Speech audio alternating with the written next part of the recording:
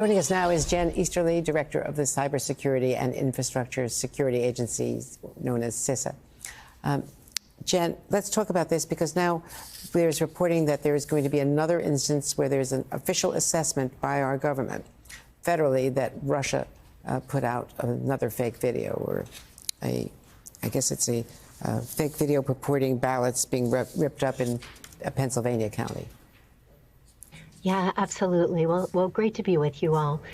We are very shortly releasing another statement from the Office of the Director of National Intelligence and the FBI and CISA about this latest video that you mentioned, purporting to show Haitian immigrants voting in various counties in Georgia.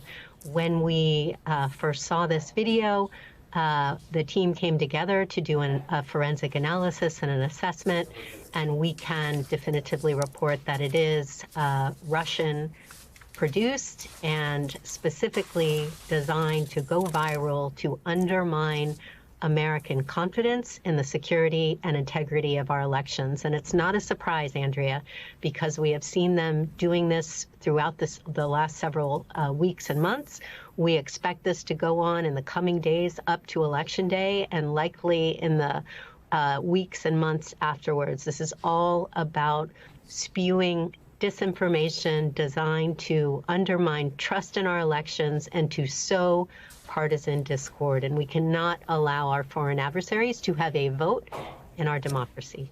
We know in these next 4 days that's not going to change. We know how much disinformation is out there. Have you changed the way that you address it? Have you found ways that are more effective than others to send the message? Of course, you can put a big sign on it that says disinformation or false, but it's already out there. It's already been shared in many cases millions of times. You're absolutely right. There is a fire hose of disinformation that Americans have been subjected to. So it's not a surprise that there are some who question the integrity of our election processes. I can tell you from my perspective that our election infrastructure has never been more secure. So what we're doing about this fire hose of disinformation is we are flooding the zone with accurate information. And so we've been putting out information about how our foreign adversaries are specifically using tactics to try and undermine the integrity of our elections. We are putting out accurate information through our rumor versus reality website. But most importantly, we are pointing people to the experts, because when it comes to elections, it's those state and local election officials like Brad Raffensperger of Georgia who are the trusted experts. And so if anyone has questions about how your vote is protected or how you can have confidence that your vote will be counted as cast, it is those state and local election officials who are the best source. I want to get back to disinformation for a moment and talk about free speech, because obviously it's our greatest strength here in this country, but it can also be used against us and become our greatest weakness. And that's what we're seeing with these foreign adversaries flooding our speech communities with disinformation. How do you get social media companies, get users to willingly combat this, take it down without breaching free speech? Is there a healthy balance there that can be achieved? Yeah, well, you know, Katie, as a combat veteran, I've spent most of my life serving the American people. And of course, what makes us the greatest democracy are our freedoms, and protected speech is incredibly important. But what I will say is that it is incredibly irresponsible for anyone of power or influence, regardless of party or politics, to be spewing Russian propaganda designed to undermine American confidence in the security of our election. It's corrosive to our democracy. It does the work of our foreign adversaries for them, and it's leading to very real threats to election officials of both parties and their families. And so what we've been doing is ensuring that Americans understand where they can get that accurate information.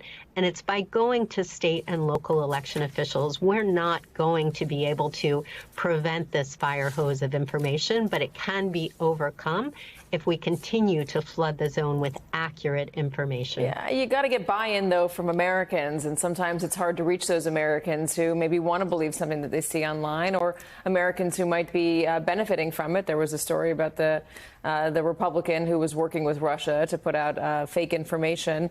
But Jen, let's talk about, if you don't mind, just more broadly the security of our systems. There's been a lot of threats that have been reported toward polling workers. There was a fire at a mail-in ballot drop box. How are you able to keep things secure from cyberspace and into the real world?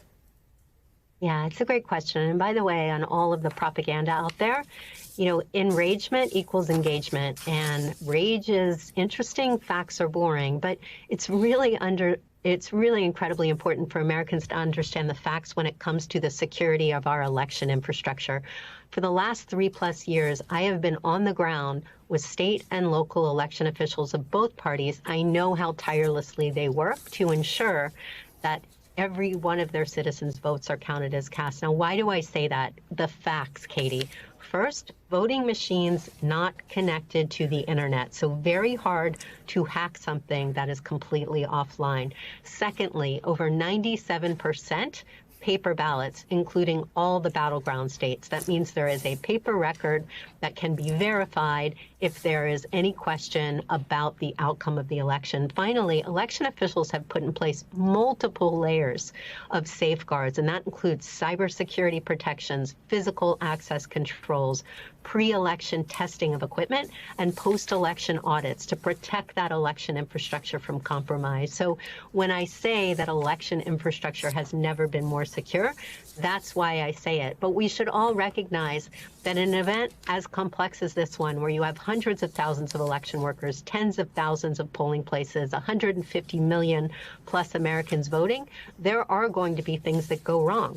There could be the fires in the ballot boxes we saw in Washington and Portland, the fake videos that we're seeing, the fraudulent registrations. We know that these things are going to happen, and election officials have been preparing for them. They've been training and exercising. They know how to respond to them. The important things for Americans to understand is these incidents, while disruptive, will not impact votes that are cast being counted as cast. Election officials are ready to meet the moment on November 5th.